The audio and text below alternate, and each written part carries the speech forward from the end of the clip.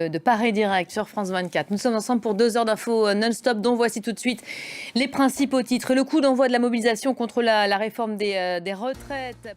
Ils se disent déterminés à faire plier le gouvernement. Les opposants à la réforme des retraites se mobilisent pour une première journée d'action. Image, vous allez le voir, de Marseille où le cortège, ça y est, s'était lancé.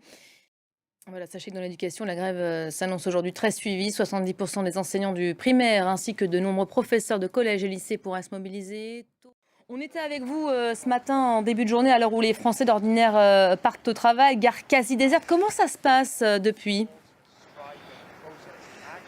Alors on aperçoit tout de même quelques voyageurs. Karim Ayaoui en direct de la gare Montparnasse. Merci à vous Karim. Vous l'évoquez, ce dispositif policier important à mobiliser aujourd'hui.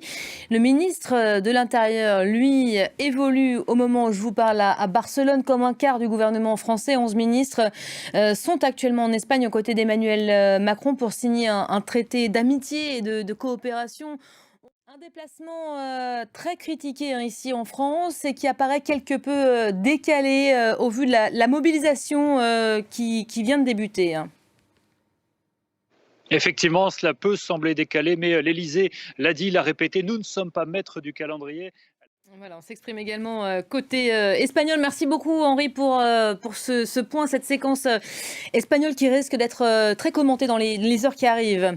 Un autre rassemblement d'ampleur annoncé dont on vous parle depuis quelques jours déjà. Des dizaines de milliers de manifestants sont arrivés, ça y est, à Lima, la capitale péruvienne, où une grande marche est annoncée pour aujourd'hui. Il y a cet appel à la grève également de lancer. Les partisans de Pedro Castillo espèrent obtenir la démission de la présidente qui, pour le moment, vous allez le voir, tient bon. Les explications en images avec Olivier Fessol. Elle a pris tout le monde de court en annonçant sa démission. La première ministre néo-zélandaise quittera son poste début février. Au cours d'une conférence de presse, Jacinda Ardern a expliqué ne plus avoir la force de continuer à diriger le pays. Et voilà pour l'essentiel de l'actualité en cette mi-journée.